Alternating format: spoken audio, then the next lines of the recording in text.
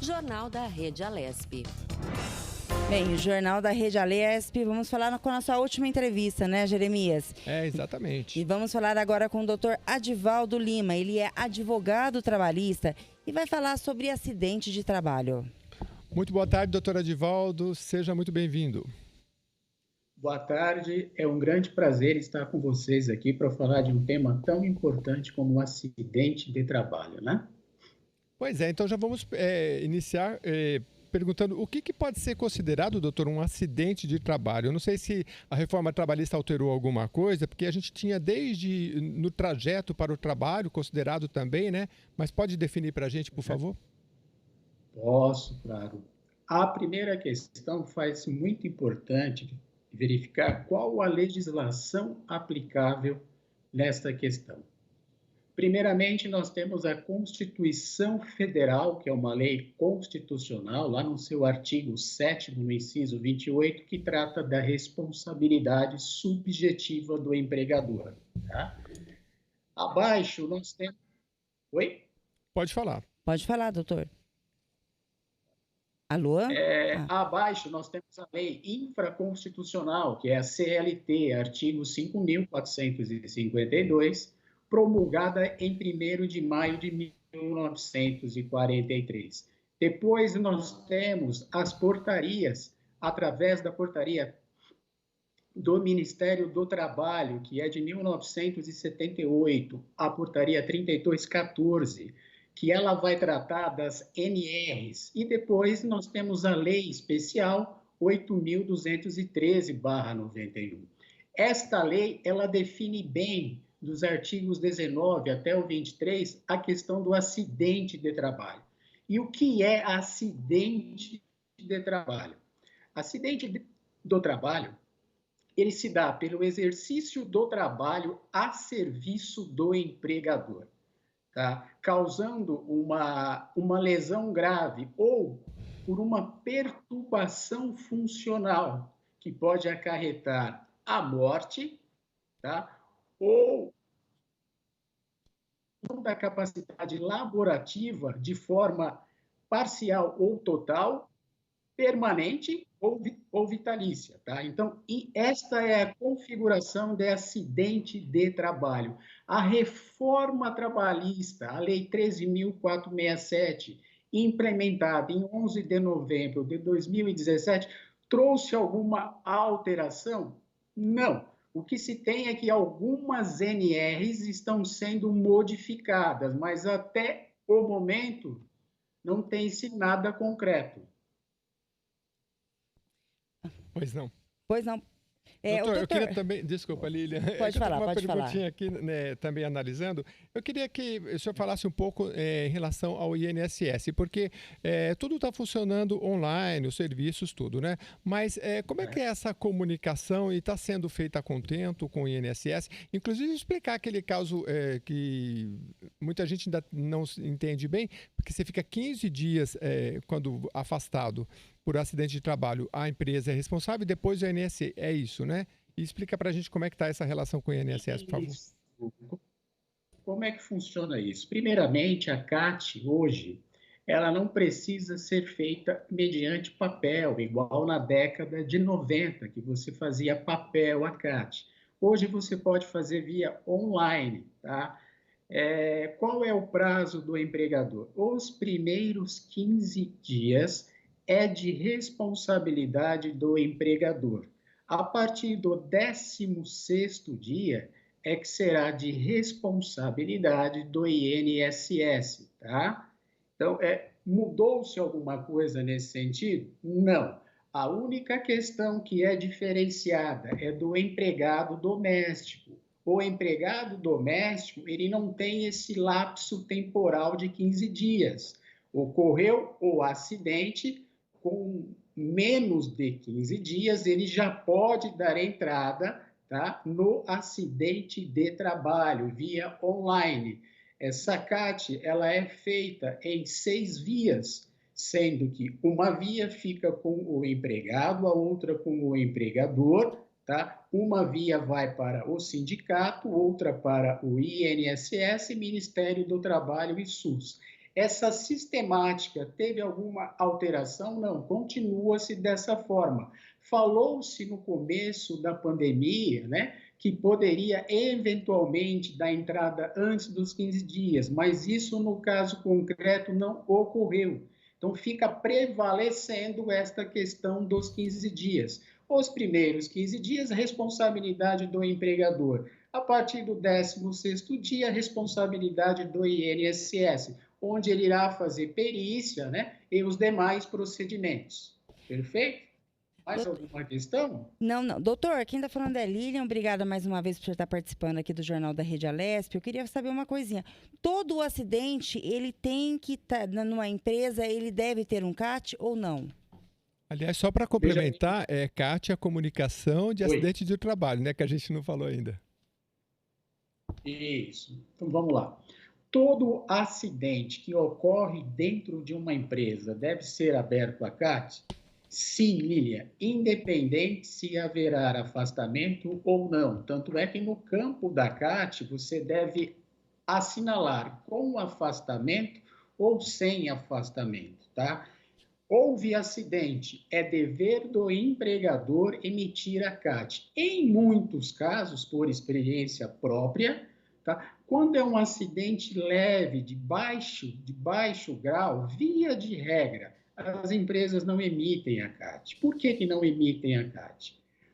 Porque quanto maior o número de acidente do trabalho, aumenta, tá, a sua contribuição para o INSS. Tá? Via de regra, as empresas recolhem 20% do empregador, 3% de SAT, de acordo com o seu grau de risco, e 5,8% de terceiros. Tá? Quando você tem um grande volume de acidente de trabalho, a sua contribuição no SAT ela pode aumentar. Então, com isso, acarretará o seu aumento da contribuição previdenciária. Por isso que muitos empregadores relutam para emitir o CAT. Tá? Agora, é de responsabilidade do empregador. Se, porventura, o empregador se recusar a emitir o CAT, o que o funcionário deve fazer? Primeiro, é de responsabilidade do empregador, fato. O empregador não quer, você procura o sindicato. O sindicato diz a você que não irá fazer, você procura o seu médico. Tá? Caso o médico não faça, você mesmo ou seus dependentes poderão fazê-lo. Isso tudo está preconizado do artigo 19 ao artigo 23 da Lei Especial 8.213/91. Ok? Ok. Doutor, mais uma perguntinha. O horário é aquele percurso in itinere, né? Que é o percurso que o empregado vai para a empresa e volta da empresa e neste momento ele sofre um acidente de trabalho.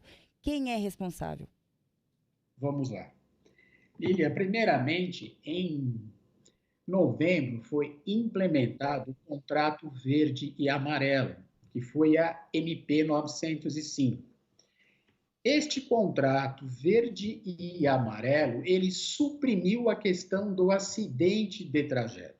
Tá? Contudo, esta medida provisória, em abril de 2020, ela perdeu a sua eficácia.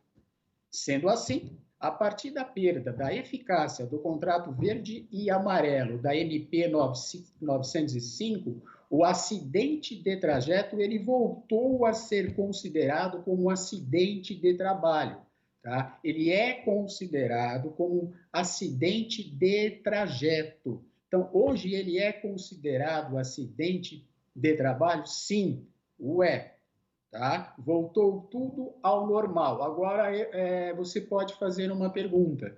E o que ocorreu na vigência do contrato verde e amarelo da MP 905 de novembro a abril? Ato jurídico perfeito. Tá? Em razão do ato jurídico perfeito, você não pode mudar aquilo que aconteceu na vigência dessa MP. Portanto, o que ocorreu dentro da MP não era acidente de trabalho, tá? Com a supressão, voltou a ser considerado normalmente como um acidente de trabalho, tá? Doutor, o senhor conceituou inicialmente o que é um acidente do trabalho, mas só para a gente deixar bem claro, por exemplo, uma doença crônica, por exemplo, às vezes se confunde o que é um acidente e o que é decorrente, por exemplo, a gente tem a LER, né, que é a repetição, né, que muitas pessoas têm, tendinite, né? Às vezes se confunde isso ou é difícil se Então, confundir? veja bem uma coisa: existem três tipos de acidente de trabalho. O acidente típico, que é aquele que causa uma lesão, Uhum. tá? Seja um corte contuso, seja uma lesão grave. Existe o acidente atípico, advindos da doença profissional e da doença do trabalho. Primeiro, nós precisamos identificar qual a diferença desses dois institutos, tá? Doença profissional é aquela que decorre do exercício da sua função durante a sua jornada de trabalho, tá? Doença profissional é aquela que advém do ambiente de trabalho, tá? Vamos imaginar por movimentos repetitivos durante uma jornada de 8 horas, eu venha a ser acometido de uma dor, de uma LERD, né? De uma hérnia de disco, isso tudo é considerado acidente de trabalho? Sim, é considerado acidente de trabalho. Qual forma? Um acidente de trabalho atípico, não é aquele típico acidente que nós estamos acostumados. Então, é considerado. Como que uma empresa evita esse tipo de acidente? Através da NR17, com um trabalho de ergonomia, através de uma ginástica laboral, tá? Tudo isso com a intenção de prevenir, tá? Mas é considerado uma doença de trabalho normal, é aquilo que eu conceituei lá no artigo 19 sobre o que é acidente de trabalho. É uma perturbação funcional que pode acarretar a perda da capacidade laborativa de modo temporário ou vitalício, tá? Então, é considerado um acidente de trabalho. Doutor, uma pessoa, um trabalhador, ele teve um acidente. A questão do médico, tem o plano de saúde, pode ter um médico na empresa, tem um médico do INSS. O que diz a legislação? Quem procurar? A legislação, tá, ela nada dispõe.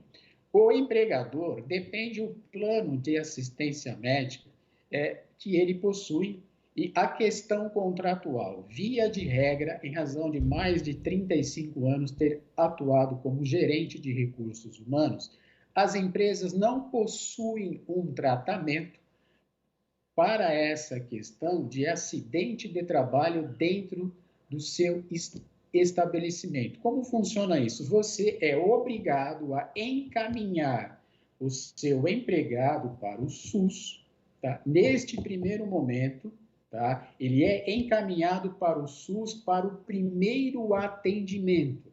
Após esse primeiro atendimento, após a configuração do acidente de trabalho, todo o restante do tratamento ele poderá realizar no seu convênio médico. Contudo, o primeiro atendimento, tá, para ser considerado acidente de trabalho é o SUS quem irá fazê-lo, tá, e não o convênio médico. Após a constatação de acidente de trabalho, o restante do tratamento é feito pelo convênio médico. Então, se Tá? ele foi acidentado, claro, ele pode ir no convênio para fazer o seu tratamento, mas ele vai ter que procurar uma unidade básica de saúde, independentemente dele ter plano ou não, para atestar que ele teve, então, um acidente de trabalho. É isso. Perfeito. É essa a sistemática para a configuração do acidente de trabalho. Salvo no direito tem sempre as exceções, se a empresa tiver um plano de assistência médica onde contempla esse tipo de atendimento no contrato plasmado entre as partes. Doutor, eu queria falar Mas via rapidamente. este entendimento, tá? Eu queria entender um pouquinho, só para finalizar, da CIPA, né? Porque a CIPA, eu queria que o senhor explicasse o papel da CIPA, se tem um número de funcionários que é preciso estabelecer, e, por exemplo, se você tem um órgão que tem seja público ou não, mas ele hoje tem serviços terceirizados. E aí como é que funciona? Porque você teria um órgão da CIPA para um determinado número de pessoas, mas hoje, inclusive, é muito comum, né, a terceirização do serviço. Como é que funciona? Precisa ter um mínimo de funcionário? Veja bem uma coisa. As NRs, que é o decreto 3214 de 1978, ela contempla hoje 36 NRs, sendo as mais importantes, como você bem já citou, a NR5, que trata da CIPA, a NR6, que vai tratar dos EPIs, 7 PCMSO, que é o Programa de Controle, tá? De Medicina Ocupacional. Você tem a 9, que é o PPRA, que é o Programa de Prevenção de Riscos Ambientais. Você tem a 12, que vai tratar de máquinas operatrizes e similares, que é onde nós temos o maior número de acidentes, onde o Brasil está em quarto no ranking mundial de acidentes. Você tem a 15, que fala de insalubridade, a 16 sobre periculosidade e a 17 sobre ergonomia. A NR5, que trata da CIPA, é ela, de acordo com os seus anexos, que vai estabelecer a partir de quantos funcionários a empresa deverá ter CIPA, qual o número de técnico de segurança do trabalho, médico, tá? SESMIT, que é um serviço especializado de segurança e medicina do trabalho, que você tem que cadastrar no Ministério do Trabalho.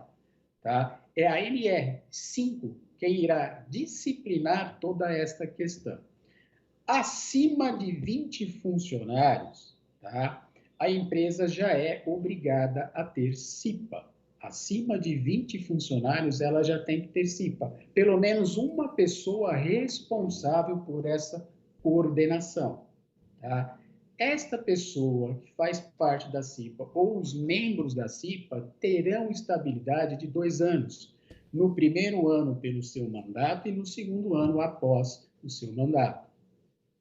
Existem empresas terceirizadas? Existem, mas de acordo com a NR5 e com seus anexos, é obrigatório você ter a presença de um técnico de segurança, tá? Full time, ou seja, durante a jornada de trabalho.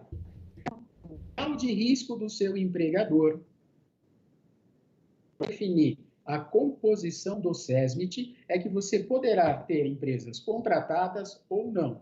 Portanto, Entendi. cabe à CIPA definir. Doutor, eu queria agradecer muito a sua participação, muito esclarecedora aí as várias frentes que o senhor nos trouxe, muito didaticamente. Muito obrigado pela sua participação aqui no Jornal da Rede Alesp. Imagina, eu que agradeço pelo convite. Eu procurei de uma forma bem didática explicar de uma forma simples, né, para as pessoas entenderem essa questão de acidente de trabalho, tá bom? Qualquer coisa, estou à disposição de vocês. Obrigada, doutor. Tenha uma boa tarde.